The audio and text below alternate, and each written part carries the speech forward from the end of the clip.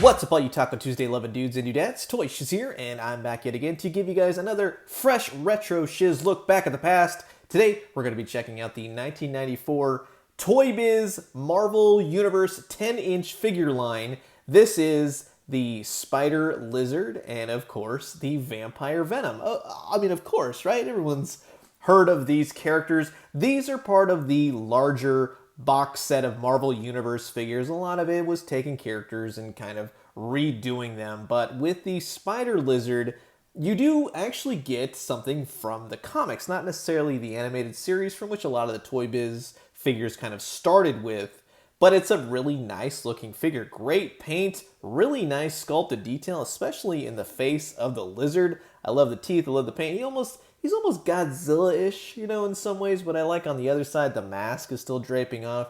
They painted the lines. His back looks great. You can kind of see that really cool twisted lizard spine action going on. He's got a really long tail. It's not a bendy wire tail, but it works nice. Couple hiccups here and there with the paint, but overall, he's just a really interesting, fascinating figure. It's not something you see every day, and each one of these Marvel Mutations figures did come with like a little mini minion guy. We have seen these accessories before with prior past Toybiz figures, but you could kind of sort of, and I'll talk about the storyline of the Spider Lizard, you could kind of say this is the iguana, but that's really reaching, I will say that. With our other Marvel Mutations figure, the Vampire Venom, I'm sure you're also probably wondering, well, when did Venom ever become a vampire? Well, we'll get to that in just a second, but you can't deny that just the colorings, the silver spider symbol on this guy, the face sculpt itself, it's terrifying, but it's cool, and it's so 90s. I love the 3 spikes on the top of his head,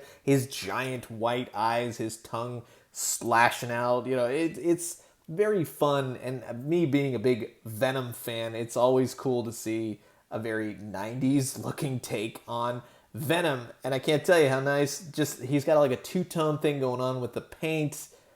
I love everything about this guy because he's just so different. You don't really get a lot of these interesting figures anymore. Again, he comes with a little minion. We have seen this guy with the Spider-Man, the animated series Morbius Unbound figure. That was part of like the vampire wave from when the animated series tackled Blade and Morbius. I always remember that in the animated series. That was a lot of fun, and with the new Morbius movie coming out now, you know, I have my thoughts on that, but let's look at the figures more in depth. Now, in terms of the articulation for this Vampire Venom, his head will rotate, does not go up and down, there's no ball joint.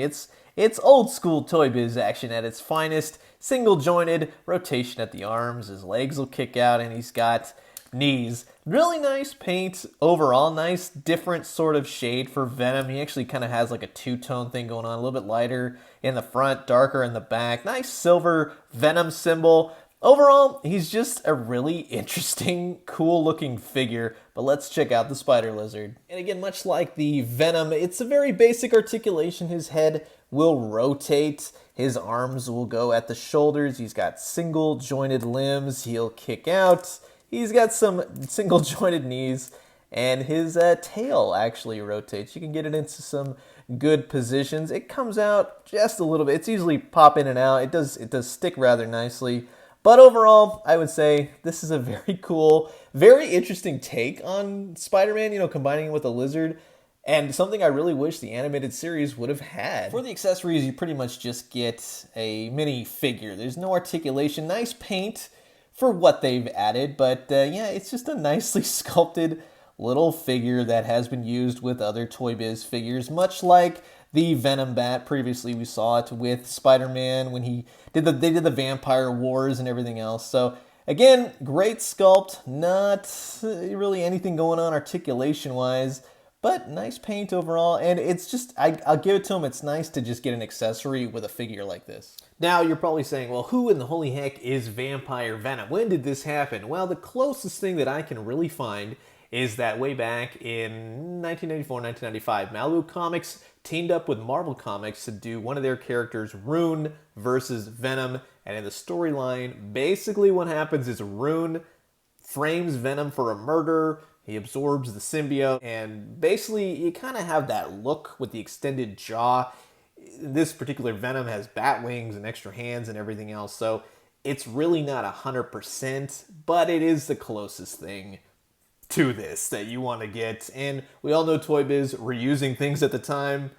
I'm glad we got some sort of vampire venom, I'll say that. But in the terms of Spider Lizard, that actually comes from a Spider-Man, a Spectacular Spider-Man story, number 40, where Spider-Man teams up with Kirk Connors, basically to stop the iguana. Spider-Man ends up absorbing a lot of radiation and such, and Kirk Connors discovers that Spider-Man does indeed mutate into a spider lizard. And I think that's really cool to have a really old school comic, this old school type looking figure, and it really just nails home the whole Spider-Man has yet again turned into some kind of monster, whether it be a man spider or a man lizard, to be honest with you. It just looks cool, and the aesthetics of this character look amazing. And also, previous Toybiz installments have also given us a vampire figure and a man lizard figure, and I have both looks up on my YouTube. I'll put the link in the description above and below. But this is basically the same exact idea, a very vampire-like Venom, a very lizard-like Spider-Man, and I highly recommend both. They got little working gear action, a lot of stuff moves on them. It's very cool, very interesting toys to have on your shelf, definite conversation starters.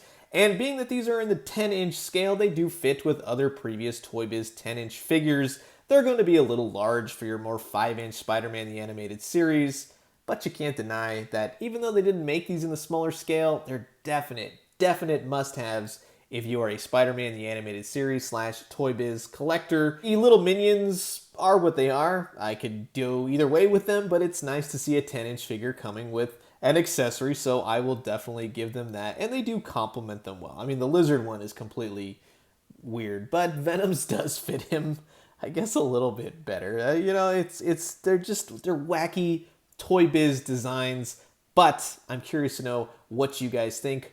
Do you have any of these old Marvel Universe 10-inch figures? Do you need them? You have to get them now? Comment below. Let me know. Let's talk everything Toybiz.